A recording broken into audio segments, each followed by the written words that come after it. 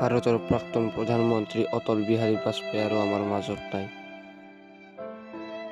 নতুন দিল্লীস্থিত এইমছ হাস্পতালত চিকিৎসাধীন হৈ থকা অৱস্থাত যোৱাকালি গধূলি ঠিক 5:05 তেখেতৰ মৃত্যু হয়। তেখেতৰ মৃত্যুত সমগ্ৰ ভাৰতবৰ্ষতে শোকৰ ছাপ পৰে।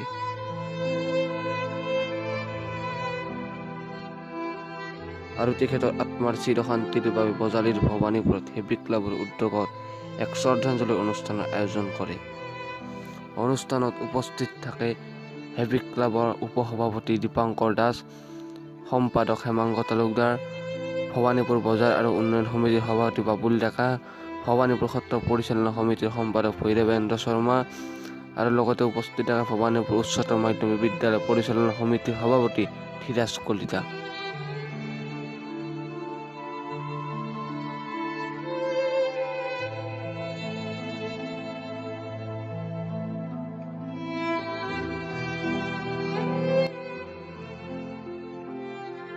আজি আমি হেভি ক্লাবৰ উদ্যোগত ভৱানীপুৰ চক বজাৰত ভাৰতৰত্ন প্ৰয়াত প্ৰধানমন্ত্ৰী অটল বিহাৰী বাজপেয়ী ডাঙৰীয়াৰ শ্ৰদ্ধাঞ্জলি অনুষ্ঠানৰ আয়োজন কৰিছোঁ।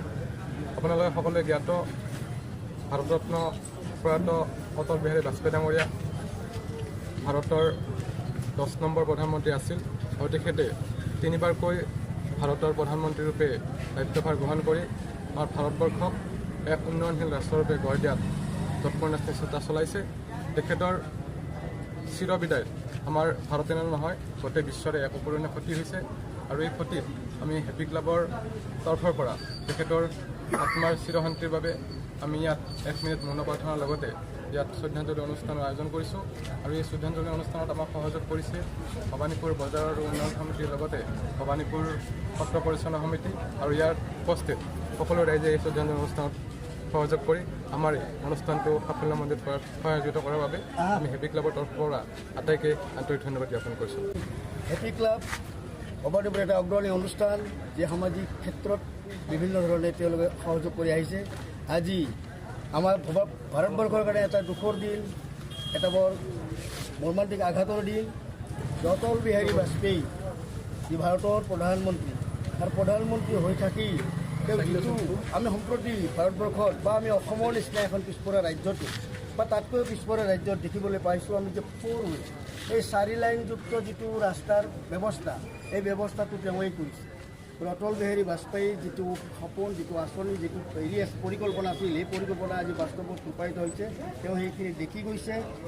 তেওঁ একেধাৰে আচলতে অকল তেওঁ যে ৰাজনীতিবিদ তেনেই নহয়, তেওঁ এজন সাহিত্যিক, তেওঁ কবি আছিল, ভাল কবি, লিখনিও তেওঁ এনেকৈ বহুত লিখি থৈ গৈছে।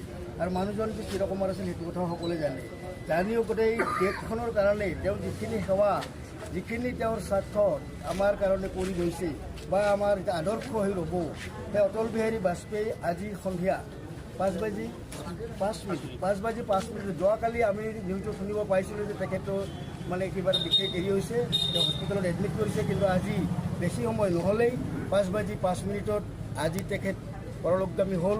আৰু সেইটো কথা জানিয়েই আমাৰ অগ্ৰণী অনুষ্ঠান হেভি ক্লাবে লগে লগে তেখেতৰ এই মৃত্যুত শ্ৰদ্ধাঞ্জলি অনুষ্ঠান পাতি ইয়াত বজাৰ উন্নয়ন সমিতি, সত্ৰ পৰিচালনা সমিতি, ব্যৱসায়ী সন্থা, অন্যান্য বিভিন্ন দল সংগঠন ইয়াত আছে আৰু সকলো লগ লাগি সুন্দৰভাৱে ইয়াত তেওঁৰ প্ৰতি থকা যিটো শ্ৰদ্ধা, তেওঁৰ প্ৰতি থকা যিটো ভক্তি, তেওঁৰ প্ৰতি থকা যিটো সন্মান, সেই সকলোখিনি দেখুৱাবলৈ আমি ইয়াত সমবেত হৈছোঁ। আৰু তেওঁৰ এখন ফটো আগত ৰাখি আমি বন্তি প্ৰজ্বলন, ধূপ ধূনা আদি দি তেওঁৰ গুণানুকীৰ্তনৰ ক্ষেত্ৰত হেভি ক্লাবৰ উদ্যোগটোৰ কাৰণে আমি সঁচাকৈ আনন্দিত।